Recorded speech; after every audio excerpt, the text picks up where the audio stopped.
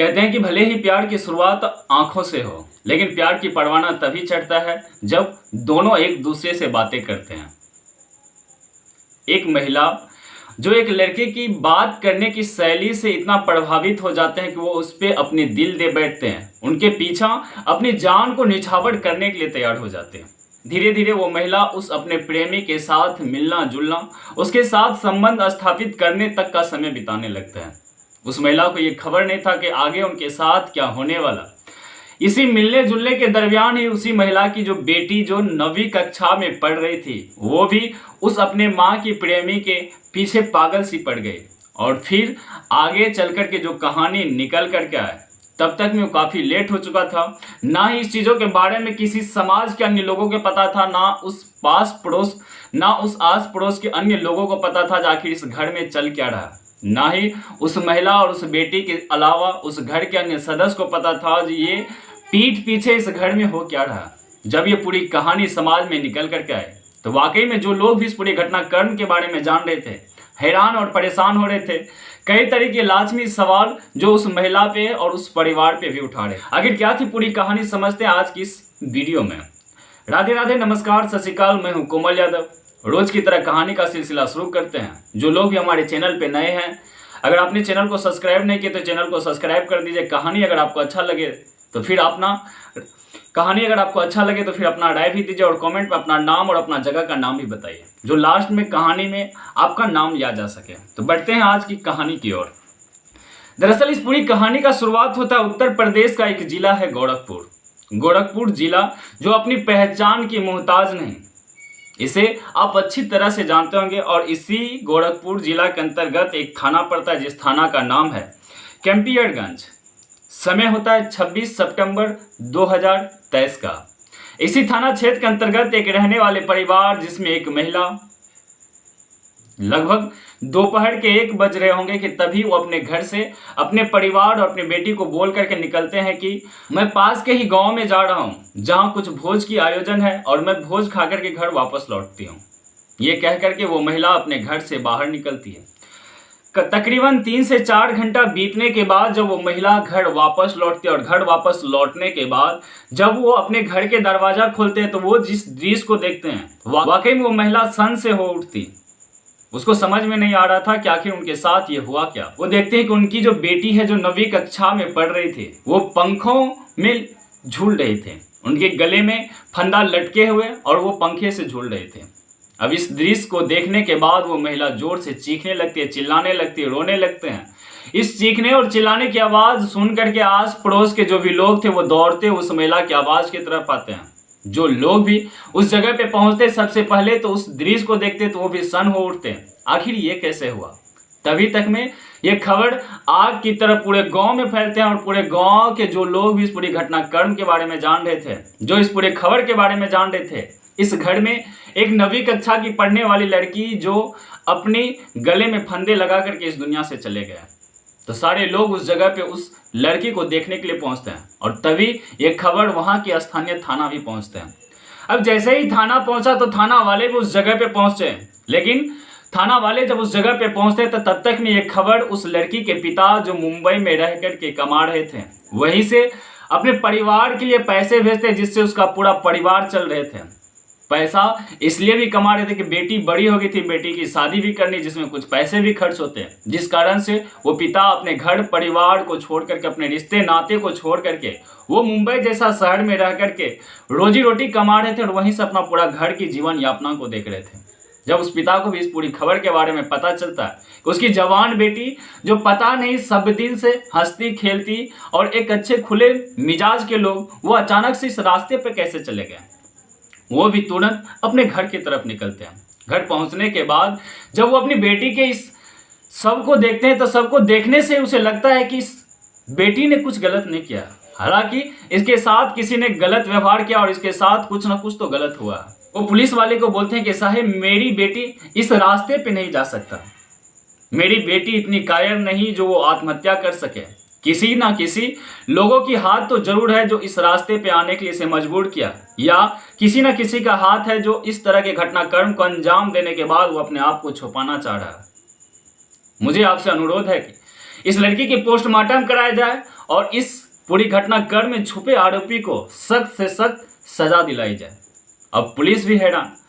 पूरे गांव के लोग एक तरफ जो लड़की की ही गलती है, लड़की ने खुद आत्महत्या की है क्योंकि घर लगा हुआ था और इस पंखा में घर लगे होने के बावजूद जब पंखा में, क्योंकि उस जगह पे जो क्राइम की सीन देखा जा सकता था तो पूरे का पूरा तरह लग रहा था कि वो लड़की खुद से जो भी घटनाक्रम को अंजाम दिया है। लेकिन वो पिता अपनी जीत पे अड़े रहे, जिस कारण से पुलिस उस शव को अपने कब्जे में लेकर के स्थानीय अस्पताल पोस्टमार्टम के लिए भेजता है। और जब पोस्टमार्टम के रिपोर्ट आते हैं तो पुलिस की भी आंखें खुली की खुली रह जाती हैं। उस पोस्टमार्टम रिपोर्ट में आते हैं कि वो लड़की इस घटनाक्रम का अंजाम होने से पहले वो अपने आप को बचाना चाह रहे थे। उसके शरीर पे कई जगह जो खरोच के निशान थे, वो लड़की कई बार कोशिश किया जो अपना आप को बचाए, उसके गले को दबाया गया जिस कारण से उस लड़की की मौत हुई। अब इस रिपोर्ट को देखने के बाद पुलिस के पास कई सारे सवाल, जो आखिर इस पूरे घटनाक्रम में छुपे कातिल कौन है। अब परिवार के सभी सदस्य से पूछताछ शुरू होता है। गांव के भी अन्य सदस्य से पूछताछ होता है जो आखिर इस लड़की की चाल चलन, किसी लड़के से इनकी प्रेम संबंध के बारे में या किसी से कोई दुश्मनी, आपसी रंजिश, लेकिन कहीं से भी कोई खबर पता नहीं चलता। जब उस लड़की के माँ से भी पूछा जाता है कि अगर तुम्हें कुछ पता हो, क्योंकि कहा भी जाता है कि बेटी के सबसे पहली दोस्त उसका माँ ही होता है। अब उस माँ से भी पूछा जाता है आखिर बेटी अगर तुम्हें कुछ बताया हो तो तुम मुझे बताओ, लेकिन वो माँ भी साफ तौर पे इनकार कर देते हैं, बताते हैं कि साहब मुझे कुछ नहीं पता, आप ही कुछ कोशिश कर लीजिए और इस पूरे घटनाक्रम के छुपे हुए आरोपी को आप गिरफ्तार कर लीजिए। अब पुलिस के लिए सवाल था जो आखिर जब इस पूरी घटनाक्रम में कहीं से कोई आधार नहीं बन रहा है तो फिर पुलिस अपना स्तर से इस पूरी घटनाक्रम को जांच पड़ताल शुरू करते हैं। सभी लोगों के मोबाइल सर्विलांस पे लिए जाते हैं, कॉल ट्रैक किए जाते हैं। तभी उस लड़की की माँ की जब मोबाइल का कॉल डिटेल्स खंगाले जाते हैं तो एक नंबर, जिस नंबर पे कई बार कई घंटों तक बात हो रहा था, जब उस नंबर को खंगाला गया तो वो नंबर निकलता है एक लड़का जिनका नाम होता है सुनील गोडका। अब सुनील गोडका का नंबर और उस परिवार के जो उस लड़की के पिता थे उससे पूछा जाता है कि क्या तुम सुनील गोडका नाम के किसी व्यक्ति को जानते हो। उस पिता से जैसे इस नाम को पूछा जाता है वो साफ तौर पे मना कर देते कि साहेब मैं ना ही सुनील गोडका को जानता हूँ और ना ही आस पड़ोस के कोई रिश्तेदार में भी मुझे सुनील गोडका नाम की कोई व्यक्ति है। अब पुलिस जैसे ही इस बातों को सुनते हैं तो वो तुरंत उसका एड्रेस निकलवाते हैं और एड्रेस निकलवाने के बाद सुनील गोडका के घर पे पहुंचते हैं। घर पे पहुंचने के बाद उसको गिरफ्तार करते हैं और थाना लाते हैं। थाना लाने के बाद जब उनसे पूछताछ शुरू होते तो पुलिस कहते हैं कि तुम या तो पूरी की पूरी घटनाक्रम के बारे में तुम सही से बता दो या मुझे पुलिस की रवैया अगर दिखानी पड़ जाए तो फिर तो तुम सारी सच्चाई उगल ही दोगे। जब पुलिस ये बात कहते हैं तो सुनील गोडका तुरंत ही टूटते हैं और तुरंत टूटने के बाद वो पूरी घटनाक्रम के बारे में बताते हैं और वो रोते हैं, बिलखते हैं और बोलते हैं कि साहेब मैंने जो भी किया है इसमें कोई मेरी मानसिकता नहीं था जो मुझे इस घटनाक्रम को अंजाम दिया, लेकिन मेरे साथ कुछ ऐसा हुआ, अगर इसके बाद मैं उस रास्ते पे जाता तो शायद समाज में मैं किसी को मुंह दिखाने लायक नहीं बचता, जिस कारण से मैंने इस तरह को घटनाक्रम को अंजाम दिया। दरअसल सुनील गोडका जो होता है वो पास के ही पीपीगंज के इलाके के गांव के रहने वाले। वो अक्सर जानवर के लिए भूसा की खरीद बिक्री का काम करता, लेकिन उसकी बात करने की शैली इतनी अच्छी, कोई भी लोग अगर उससे बात करते तो वाकई में उससे मोटिवेट हो जाते हैं। उसका इच्छा करता है कि कुछ देर और इनसे बात करें, क्योंकि उसकी बात करने का शैली वाकई में कुछ अलग था। इसी तरह के कामों को लेकर के सुनील गोडका एक दिन उस परिवार के पास भी पहुंचते हैं जिस परिवार में वो माँ और बेटी रह रहे थे। उसके पास पहुंचने के बाद सबसे पहले तो उसी से भूसा खरीदा जाता है, लेकिन इसी बीच उन दोनों की बात इतनी अच्छी लगती कि वो महिला को उस लड़का के बात पसंद आता, वो उस महिला को इस लड़का के बात पसंद आ जाता, जिसके बाद दोनों एक दूसरे से अपना अपना नंबर एक्सचेंज करते हैं और फिर धीरे धीरे दोनों की बात शुरू होती। बात ना जाने कब दोस्ती में और फिर दोस्ती ना जाने कब प्यार में बदलते हैं और फिर वो प्यार ना जाने कब उनको बेड तक ले आते हैं, उनको हवस की भूख मिटाने के लिए ले आते हैं, पता नहीं चलता। अब अक्सर जब भी उस महिला या जब भी उस लड़का को मिलने का मन करता वो दोनों एक टाइम फिक्स करता, या तो अगर घर में कोई नहीं रहता तो उस वक्त वो लड़का उस घर में पहुंचता है। घर में पहुंचने के बाद वो अपने प्रेमिका यानी उस लड़की के माँ के साथ संबंध बनाया करते हैं। अब आयो दिन उस लड़का का उस घर में आना जाना बना रहा। समय बीतते जाता है, एक दिन वो लड़का उस घर पे पहुंचता, लेकिन घर में उस वक्त उसका माँ जो नहीं थी उस वक्त वो लड़की घर में अकेली। अब वो लड़की जैसे उस लड़का को देखता तो उससे पहले वो लड़की भी उस लड़का को मन ही मन काफ़ी पसंद कर रहे थे, लेकिन कभी मौका नहीं मिला, ना ही कभी समय मिला जो उस लड़का को अपनी दिल की बात कह सके, उसे प्रपोज कर सके। लेकिन उस दिन उसे मौका था, ना ही उस घर में उसकी माँ थी, ना कोई सदस्य। वो लड़की सीधे उस लड़का के पास पहुंचते हैं और सीधा उस लड़का को कहता है कि मैं तुमसे प्रेम करता हूं और मैं तुम्हारे लिए कुछ भी करने के लिए तैयार हूं। अगर तुम बुरा नहीं मानो तुम मुझसे बात कर सकते हो। अब इस बातों को सुन करके वो लड़का, मानो उससे पहले तो उस लड़की की माँ से उसका अवैध संबंध था ही, अब ये लड़की जैसे ही इस तरह की बात करती तो वो लड़का वहाँ हाँ भरते हैं और उसी दिन उस वक्त ही वो दोनों एक दूसरे के साथ अपनी हवस की भूख भी मिटाते हैं। अब फिर उस दिन से वो उस रास्ते पे निकल पड़ते हैं। अब जब कभी इसको फिर मन होता तो या तो उसके माँ के साथ या उसकी बेटी के साथ इनकी अवैध रिश्ता जो हमेशा चल रहे थे।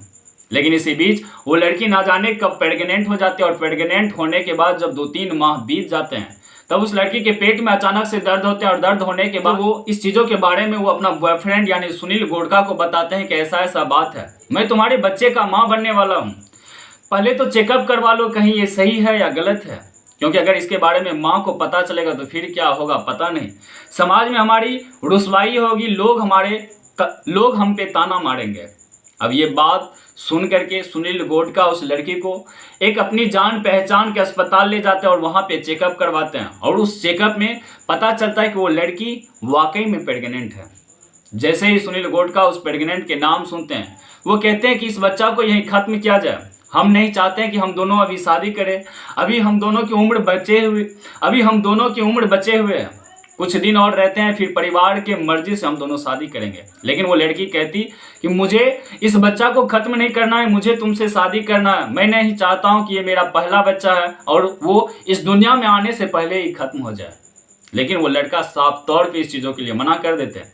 वो कहते कि मैं इस पूरी घटनाक्रम के बारे में अपनी माँ को जा रहा हूँ बता दूंगी।